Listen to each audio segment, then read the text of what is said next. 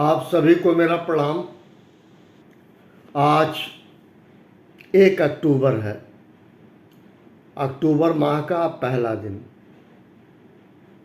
लखनऊ को कहा जाता है गुलाबी सर्दी रात में शुरू हो जाती है। लखनऊ में टूरिज्म के दृष्टिकोण से भी लखनऊ बताते हैं अक्टूबर नवंबर बहुत अच्छा मौसम रहता है। मैं सबको प्रणाम करता हूँ। आज मंगलवार है, ट्यूसडे है, बजरंगबली का दिन है। आज पूरे विश्व में शाकाहार दिवस मनाया जा रहा है। मतलब जीव से वंचित जीव को लोग अपना आहार मानते हैं, स्वीकार करते होंगे। मैं किसी पे व्यक्तिगत टिप्पणी नहीं करता, लेकिन हम मनुष्य हैं, मानव है, शाकाहार को प्रमोट करते हैं। तमाम दुनिया में बहुत सारी चीज़ें हैं शाकाहारी, इसको प्रमोट करते हैं। दूसरा, आज जो है वृद्धजन दिवस है। वृद्धजन, ये जो बुज़ुर्ग हैं उनका दिवस है, उनको याद करने का दिवस है, उनके मान सम्मान का दिवस है। मैं अपने एक्सपीरियंसेस के आधार पर एक बात प्रैक्टिकल करके बताने की कोशिश करूँगा कि जो ओल्ड एज पीपुल हैं उनको एक चीज़ स्वीकार कर लेना चाहिए, वो ये है कि now we are non active people.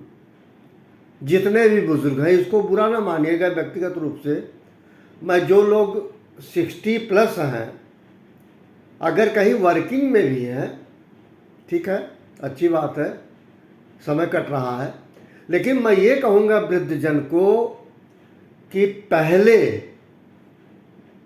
वो अपने बच्चों का लालन पालन किए, अपनी पत्नी का ख्याल रखना, अपने घर को देखा, सारे कुछ, और उनका समय ये अब हो गया कि वो कुछ नहीं कर सकते। इसलिए मैंने कहा नॉन एक्टिव लोग हैं, जो बुजुर्ग हैं वो नॉन एक्टिव है, जो ओल्ड एज पीपुल हैं। तो ऐसे में करना क्या चाहिए? सबसे आसान तरीका है, आप साइकोलॉजिकल रूप से, मनोवैज्ञानिक दशा आपकी ये होनी चाहिए, आपको ये मान लेना चाहिए कि पहले बच्चे पत्नी हमारे साथ रह रहे थे, अब हम उनके साथ रह रहे हैं। और मुझे नहीं पता, और उनका बहुत लोग जो है जब वर्किंग पीरियड में होते हैं अपने परिवार पे डोमिनेट करते हैं। डोमिनेट करना भी एक निगेटिव एटीट्यूड है किसी के लिए भी, क्योंकि सब में परमपिता परमेश्वर ईश्वर बसता है। लेकिन मैं व्यवहारिक रूप से बताने की कोशिश कर रहा हूँ, ये रियलिस्टिक अप्रोच भी है कि जो लोग बुजुर्ग हैं उनको स्लीपिंग मेंबर कहा जाएगा, नॉन एक्टिव मेंबर कहा जाएगा। ऐसे में उन्हें 2 बातें दिमाग में रखनी होगी। पहला, मैं शारीरिक रूप से, मानसिक रूप से, आर्थिक रूप से सक्षम नहीं हूँ।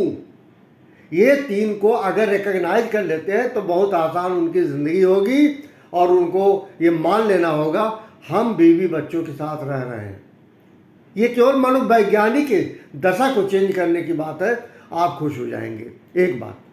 दूसरी बात, मैं किसी का नाम नहीं लेता, एक बड़े बुजुर्ग और एक बच्चे दोनों में एक फासला जरूर बनाना चाहिए, बनाए रखना चाहिए, वो है लिहाज का। बच्चे आपके बराबर के नहीं हैं और बच्चे के बराबर आप नहीं हैं, तो वाद विवाद से बचना चाहिए, डिस्कशन से बचना चाहिए। मैं समझता हूँ ये एक अंग्रेजी का शब्द है, इग्नोर करना चाहिए। बेटा कुछ कह दे और आप अपने, क्योंकि शरीर चलती नहीं, जुबान चलती है, आप अपने जुबान को नियंत्रित कर लें, बहुत आसान ज़िंदगी हो जाएगी प्यारे। जो भी 10-20 साल रेस्ट ऑफ द लाइफ बचा है, उसका सबसे स्मूथ फंक्शनिंग के लिए मैंडेटरी आप खुद रिस्पॉन्सिबल हैं। ये बात मैं बहुत सोच समझ के कह रहा हूँ भाई। आज इस मौके पे जो भी ओल्ड एज पीपुल हैं उनको सहर्ष मान लेना होगा कि मैं हर तरह से सक्षम नहीं हो सकता है, सक्षम इतना है कि मैं अपने परिवार के घर का एक छाया हूँ, साया हूँ, कवर करता हूँ। लेकिन शक्तियों के नाम में, पावर्स के नाम में, चाहे वो इकोनॉमिकल हो, मेंटल हो, फिजिकल हो, वो डाउनफॉल होता है उम्र के अनुसार, इसलिए एक्सेप्ट करना चाहिए। और दूसरा, बच्चों से वाद विवाद से बचना चाहिए। आपका जो पार्ट था वो खत्म हो गया जो आपने किया, अब बच्चों का पार्ट है, तो आपको एक्नॉलेज करना होगा, नहीं करेंगे तो परेशानी होगी।